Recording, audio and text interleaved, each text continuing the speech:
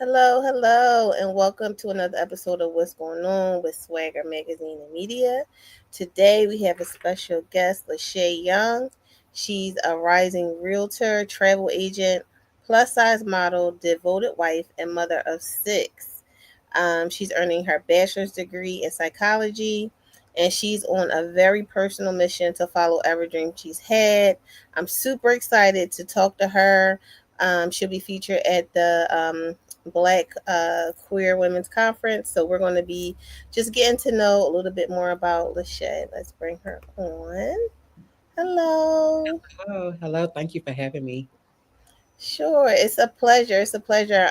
We got to talk a little bit more backstage, and so Right. I'm excited for all of our audience just to get to know a little bit more about you. Um, so six kids, that's a lot. And then we listed off several different things that you're doing.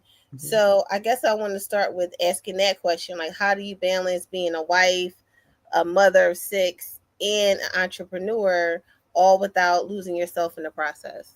It is a journey. Every day is a struggle. I had to literally download recently. I want to say maybe like 2 weeks ago.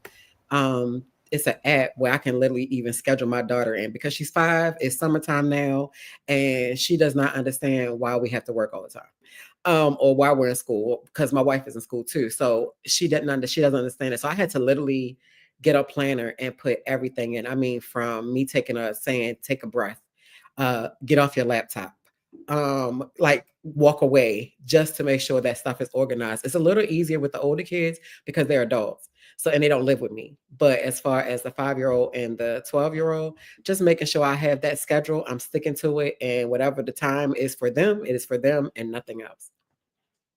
And Okay, then and how? as far as me, it's a little harder. I haven't figured out how to make sure I'm in there yet, Mhm. besides just taking a moment and just breathing.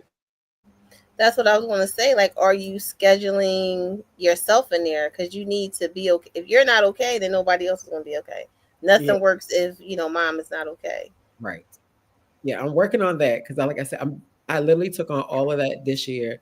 I've been a realtor for a year today, Okay. actually. So, but that's slow pace. That's on your own. But then I became the agent, so that's that. And then I decided to go to school. So I'm literally just figuring it out right now.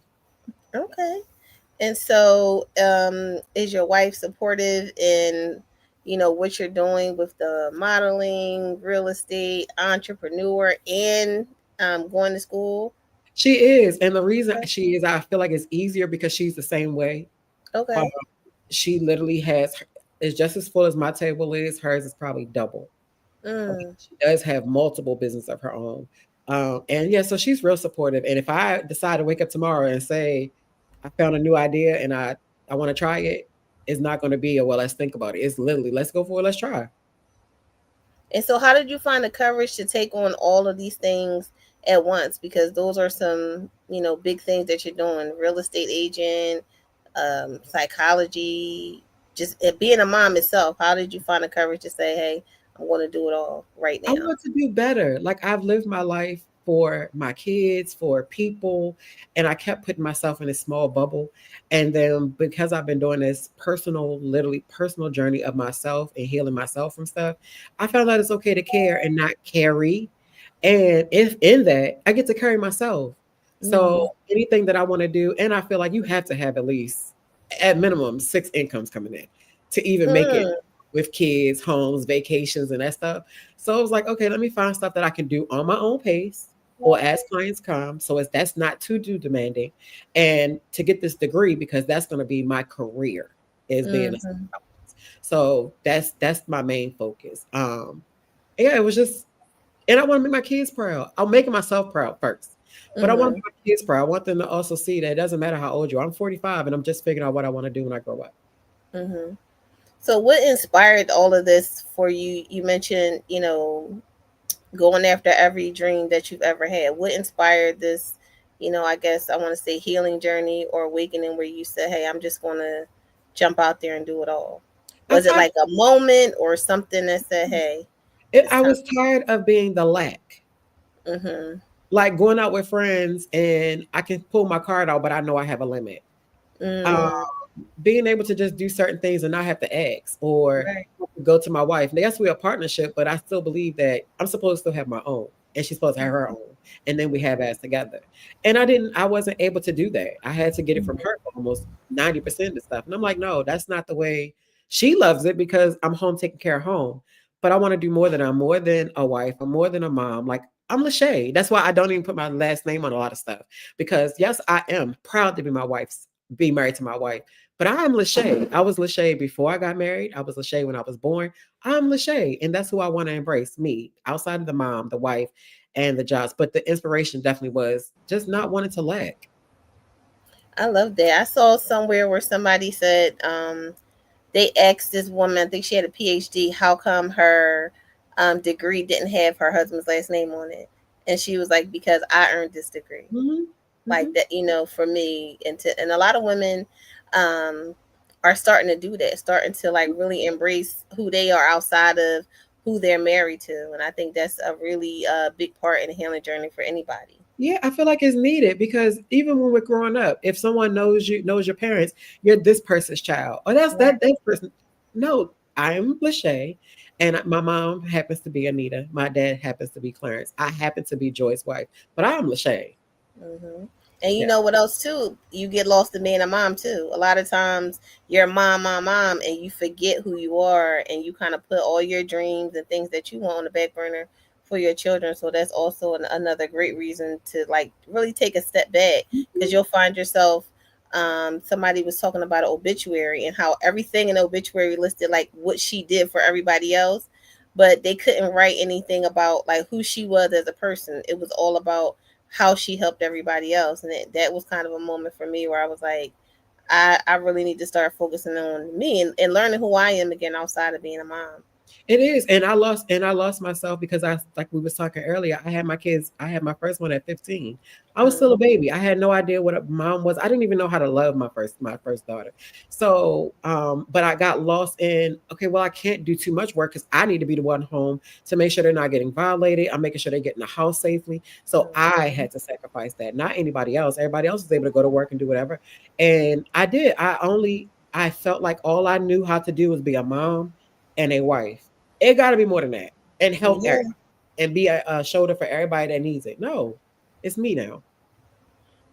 yeah. I think that's a great point that you make. Like it's time for you. I love Yeah, that for you. yeah, And I hope that inspires somebody that's listening too to really take a step back and think about how much they do for everybody else and how they lose their self, and to really focus on that. yeah. My And therapist always says, "Care without caring." You that's can care good. for the person, but you don't have to put them on your back. Yeah, Yeah, which a lot of women do. yeah, and that's what we know. That's what we Yeah. know. And so I wanted to ask you, kind of piggybacking off of that, like what role does travel play? I read that you're a travel agent. Role does travel play in healing, especially for Black women? A lot more women are traveling, getting out of the country, seeing the world. Um, like, does that play a part in like healing, or just how does it play a part in everything that you have going on? It is a healing because I love going. I love to get up and go. I love being able to see different places, try different, well, select the different foods. And now being that I'm an agent, I get to see more, and you get paid. I get paid for even me going on a trip, so that's a plus. But trying places like back Bali, they have the whole spiritual bath, and like I want to try these things because I'm on this journey of making sure I'm better. So I feel like it's just enhancing what was already there because I love traveling, but now I get to incorporate really taking a breath. I don't really like outside when it's hot, but I love being away, if that makes sense. Yeah, that makes sense. So how do you, with all the different things that you're doing, how do you stay grounded and keep yourself from getting overwhelmed? I know you're not penciling yourself in, Right. but I mean, is there anything that you do, like, maybe bubble baths, or, anything like that, massages? What do you do to keep yourself grounded and not getting overwhelmed? Meditation is one of my biggest things, and therapy. Because if I go every other week, so therapy is like I don't see myself not ever having my therapist. I don't care if I'm 80 years old. If she's still here, she's gonna be my therapist. So she is my self care, I guess. because she's like we're not rehashing anything. Like she's not like most therapists. So I would say that would be my grounding therapy, and then being able to meditate. And then I create ebooks and stuff to help other people to get through the journey as well, which is a release for me. You are doing a lot. I don't know how you even manage it all.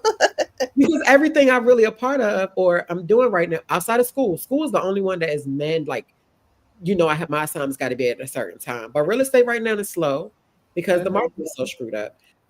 So I have like 3 clients, but that's just me doing my time for searching.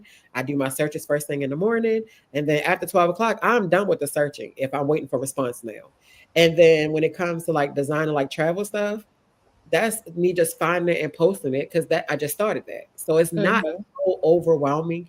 And I love being creative. So if I can create a design, oh Hmm. baby, I'm in a whole nother zone. I could literally do 12 hours on Canva easily and not even realize time has flown by. Yeah, we love Canva. Yeah. So I wanted to ask you. I'm sorry, I have a headache. It's killing me. I Okay. wanted to ask you, what advice do you have for women or anyone really who feels like it's too late to pursue their dreams or too late to start over and try something new? That it is never too late. As long as you waking up, you can try something else. And if that don't work, try something else. I had a big thing that when I see like I wanted to be a makeup artist, and I'm like, it's the market is so saturated. And my wife was like, well, it's a whole bunch of different type of brands in the store, but all of them get 8. And I say that is true. That is so true. And I guess that was kind of like a part two. Like I can do anything. It is never too late to try anything. You try it, you don't like it, try something else. But do not let your age or what you've been through or even where you are right now be a hindrance to where you can come. I promise you. I literally was on a Section 8 voucher. All I knew was welfare. I never did child support or anything like that. Um, but that's all I knew. So even to be here today, I have nothing associated to the government outside of taxes being taken out of checks. Uh, and it took a long time, but you can do it. And I tell anybody I meet, I don't care where you are, you can do it. You just got to make up your mind. That's what you want to do, and you do it. And if it don't work, try something else. It's too many ideas out here. Yeah, the first step, like you said, is making up your mind. Mhm. Make up your mind and then create a plan and then go for it. I love Yeah. that. So we have the Black Queer Women's Conference is coming up September 18th to the 20th. What are you most looking forward to about the conference? The panel, this will be my first time doing a open panel. I do a podcast, my own, me and my business partner. But to be in an open panel in an open room, I'm looking forward to that experience. And I love listening to other people share their experience because you can learn from everybody. Okay. Is it going to be you and your wife, or is just you on the panel? No, me and my wife is going to be together. We're doing it's a one part is for couples, and we've Mhm. been married. Well, we're not fairly new, but we've been married enough time that LaJoy wants us to be a part of that panel. So that's going to be interesting. My wife is a hoot. Oh, really? Okay. All right. And so tell us about your podcast. So my podcast is called Let's Talk That Talk. We took a break for June because again, I was just finishing school, my first term. And we talk about everything. We talk about life, we talk about serious stuff. We joke, we talk about sex, we talk about relationships, we talk about side chicks, like we talk about everything. Anything that's interesting, we're gonna talk Not about. side chicks. We do. And then I just started a series with some of my sorority sisters, and it's called Her Story. And it's Hmm. Her Story Heals. Because one of my sisters wrote a book and it inspired me to go ahead and push into what I wanted to do, which is have like that that platform that's safe for us to come and talk and share and heal and get to know Hmm. each other. So I now put that on with Let's Talk That Talk, but it's a little separate, but it's still with the podcast. And we literally talk about just healing that inner child that nobody wants to talk about. I love that. Well, it was a pleasure talking to you. You. I can't wait to just hear more about you. I'm definitely going to check out the podcast. This conversation was inspiring, especially the conversation backstage. So I hope you guys got something from this. Make sure you check out her podcast. Um, and yeah, have a good one. Have a good one. Thank you for having me again. No problem. Bye bye.